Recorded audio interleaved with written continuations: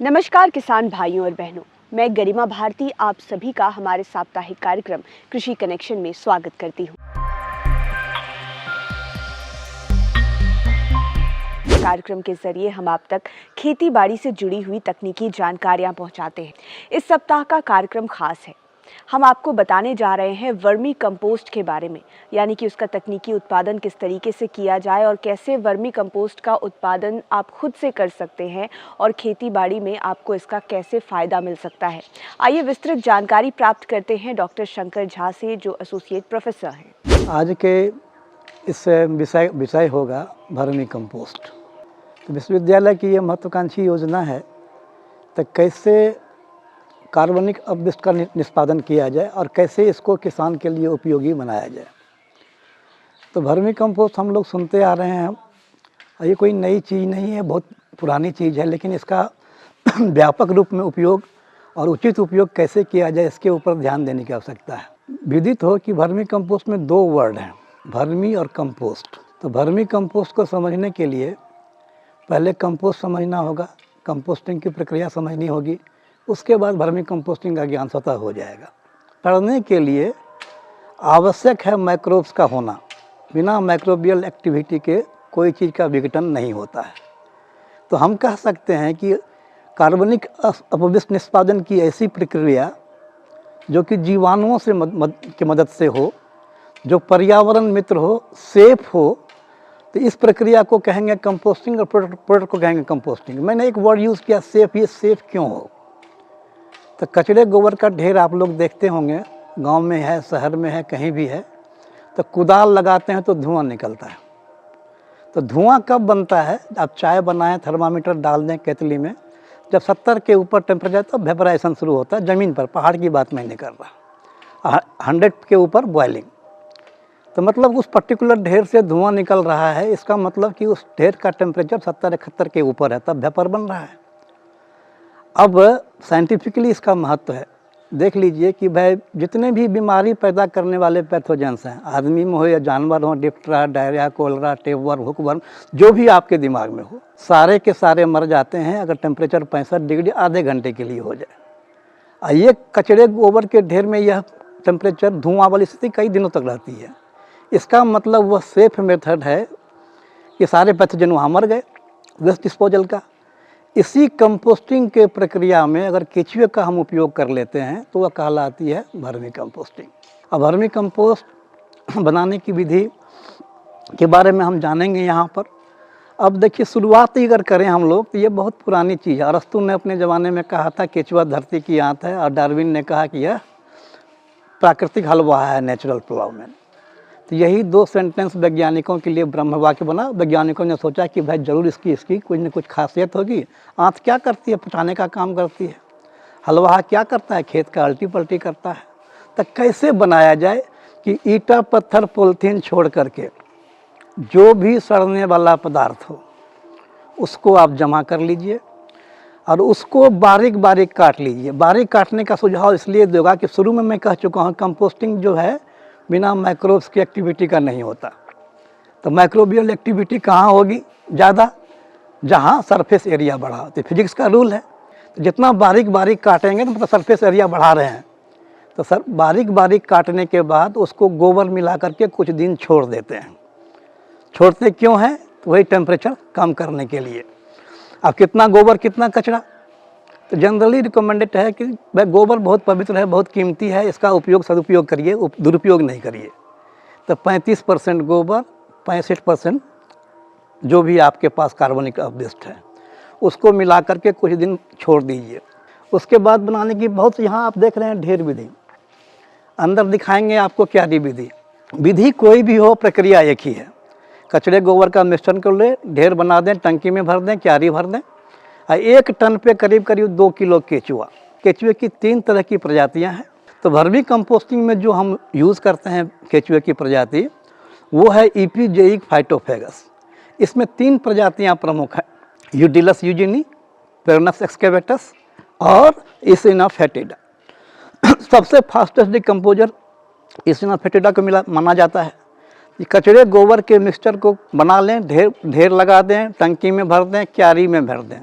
टंकी की size generally 10 feet by 3 feet by 2.5 feet recommend किया गया है।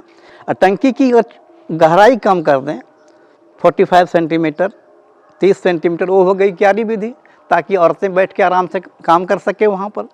अब जिस दिन हम कचरा गोबर को भर दिए टंकी में, क्यारी में और या ढेर लगा दिए, टेम्परेचर चेक कर लें। ऑप्टिमम टेम्परेचर इसके लिए है 35 से 40 डिग्री सेंटीग्रेड। चेक करने का सिंपल तरीका, कचरे गोबर के ढेर में हाथ दें। हम अगर ऐसे नहीं किए, हमको गर्म नहीं लगा तो केचुआ को गर्म नहीं लगेगा। ऑप्टिमम मॉइस्चर है 65%, भार बटा भार 50 से 65%। चेक करने का सिंपल तरीका, कचरे गोबर के मिक्सचर को हाथ में लें, ज़ोर से दबाएं। पानी की धार अगर बनने लगी तो ज़्यादा नमी है, पोर में पानी नहीं आया तो कम नमी है, पोर में पानी आया धार नहीं बना तो ऑप्टिमम नमी है। ये आप मोटा मोटी अपने से चेक कर सकते हैं। उसके बाद जस्ट ऊपर में सिंपली नाली बना करके 1 टन पे 2 किलो केचुआ, अगर मान लीजिए हम वजन से देते हैं, गिनती से देते हैं 2000, जनरली 1 केचुए का वजन 0.8 से 1.2 ग्राम के आसपास होता है। जिस दिन हम केचुआ छोड़े, रूटीन बना लें, गर्मी में झरने से 2 बार पानी दें और जाड़े में कम से कम 1 बार पानी दें। जिस दिन केचुआ छोड़े 8वें दिन के बाद 9वें दिन के बाद से देखेंगे बारीक बारीक दाने की तरह ऊपर दिखती है। ऊपर से इसको स्क्रैप करते जाएं, निकालते जाएं, है ना, नीचे का छोड़ते जाएं। जहाँ केचुआ दिख जाए, आप देख सकते हैं यहाँ केचुआ दिख रहा है, जहाँ केचुआ दिख जाए वहाँ से निकालना इसको छोड़ दें, क्योंकि अगर इसको डिस्टर्ब करेंगे तो फिर बाकी डिस्टर्ब होगा। पूरी की पूरी प्रक्रिया 70 दिन के आसपास ख़त्म हो जाती है। अब मैंने कहा शुरू में कि 20 दिन बाहर गर्मी ख़त्म करने के लिए छोड़ते हैं, 20 दिन बाहर, अगर दोनों को जोड़ दें तो 90 दिन, मतलब 3 महीने की मोटा मोटी एक साइकिल। साल में कितने महीने? 12 महीने, तो साल में 4 साइकिल। अब 2007 के बाद से ये आ गया है फर्टिलाइज़र कंट्रोल ऑर्डर में। मतलब कि अगर 50 टन से अधिक कोई किसान बनाता है, उसको सरकार से लाइसेंस लेनी पड़ेगी बनाने का और बेचने का भी। उसमें पहला पॉइंट लिखा हुआ है, it should be free flow physical properties के लिए। तो अगर मान लीजिए स्टोर करेंगे, जो खेत में इजीली भुरकाव हो, तब तो इसका उपयोग कर पाएंगे। तो उसके लिए जो नमी की मात्रा है 25% से कम होना चाहिए, तो 15 से 25 इसकी नमी है। हम काम करते हैं 65% पर, जमा करते हैं 25% पर, तो 40% का लॉस तो ऐसे ही हुआ। बाकी हैंडलिंग लॉस, डिकम्पोजिशन लॉस, बहुत सारे लॉस इस तरह के होते हैं। तो मोटा मोटी आउटपुट 40% मिलता है। 10 बाय 3 बाय ढाई की टंकी से अगर कोई किसान काम करना चालू किया तो लगभग 1,500 किलो उसमें रॉ मटेरियल होता है, अटता है। तो उसका 40% में 600 किलो उसको मिलेगा एक टंकी से। तो एक साइकिल में 600 किलो मिला, तो साल में 4 साइकिल, तो 2400 किलो मिला, 2.5 टन सफिशिएंट है 2.5 एकड़ खेत के लिए। दुनिया की ऐसी कोई फसल नहीं है जिसमें हम इसका उपयोग नहीं कर सकते। अब उपयोग करने की विधि है, खेत की अंतिम जुताई के समय इसको डाल दें। और सब्जी भाजी की कोई अगर खेती करते हैं, जितने बार गुड़ाई करते हैं, 1-1 मुट्ठी जड़ में डालते जाइए, मिलाते जाइए। कोई भी पौधा अपना जीवन चक्र तब तक पूरा नहीं कर पाता जब तक 17 आवश्यक पोषक तत्व या तो वायुमंडल से या पानी से या मिट्टी से नहीं लेता। तो जो भी ऑर्गेनिक वेस्ट है, सारे में 17 आवश्यक पोषक तत्व का समायोजन है, क्योंकि वह प्लांट पार्ट से डिराइव हुआ है।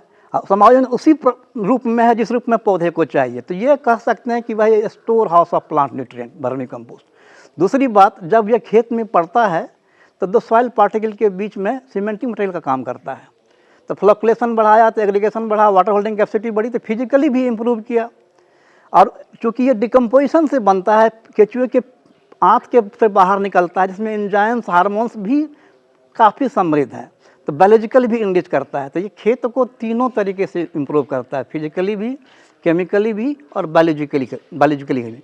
तो इसका समन्वय आज के युग की मांग है, इसको हम कर सकते हैं।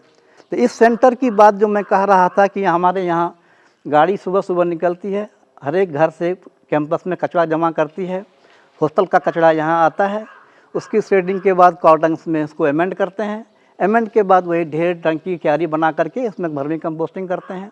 अब चूँकि मिट्टी इसका निवास स्थान है, तो इसको मिट्टी से दूर रख करके हमको काम कराना है।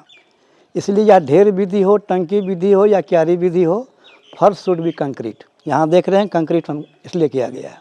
तो जो लार्ज स्केल पर जो बनता है, तो ढेर विधि जो आप देख रहे हैं कि इससे निकल के इसमें, इससे निकल के उसमें। छोटे स्केल पर अगर बनता है तो टंकी विधि, ताकि उसी में समेट के रखें। तो वर्षा का पानी प्रीफर नहीं करता, सूर्य के प्रकाश से दूर भागता। इसलिए विधि कोई भी हो, ऊपर देखते हैं ऊपर छत रूफिंग किया हुआ है। किसान के पास मान लीजिए साधन नहीं है, उतना बड़ा नहीं कर सकते हैं, तो थैच रूफ कर लें। तो असली जो वर्मी कंपोस्ट होगा उसको अगर हाथ से लेंगे, ये मैं दिखाना चाहता हूँ, इसको उंगली ऐसे रगड़ेंगे तो इट शुड बी स्लिपरी। अगर कुछ मिला दें इसमें, इट आप लोग जनरली मिट्टी, राख, बालू, लकड़ी का बुरादा ये अडल्ट्रेट करते हैं, तो हाथ में खुरदुरा लगेगा। मैच्योर कंपोस्ट हैं, इसको सूंघेंगे अगर, सौंधी महक मिट्टी की, ऑर्डरलेस, देखेंगे अगर ये आँख से, तो गहरा भूरा से लेके एकदम डीप ब्लैक कलर। सूंघ के, रगड़ के, देख के, तो मोटा मोटी हम कह सकते हैं कि यह प्योर है कि इम्प्योर है। तो किसान भाइयों, आपने जाना कि किस प्रकार आप वर्मी कंपोस्ट या हिंदी में कहें तो केचुआ खाद आप बना सकते हैं, उसकी तैयारी कर सकते हैं और उसके पीछे का पूरा जो तकनीकी प्रोसेस है वो किस तरीके का होता है।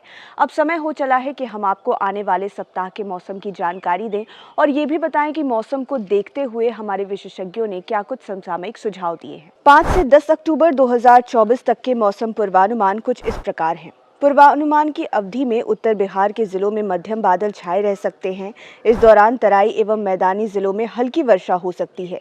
1-2 स्थानों पर मध्यम वर्षा भी होने की संभावना है। इस अवधि में अधिकतम तापमान 30 से 33 डिग्री सेल्सियस जबकि न्यूनतम तापमान 24 से 26 डिग्री सेल्सियस के आसपास रह सकता है। पूर्वानुमानित अवधि में औसतन 10 से 15 किलोमीटर प्रति घंटे की रफ्तार से पूर्वा हवा चलने की संभावना है। सापेक्ष आर्द्रता सुबह में 80 से 90% तथा दोपहर में 50 से 60% रहने की संभावना है। अब समसामयिक सुझाव।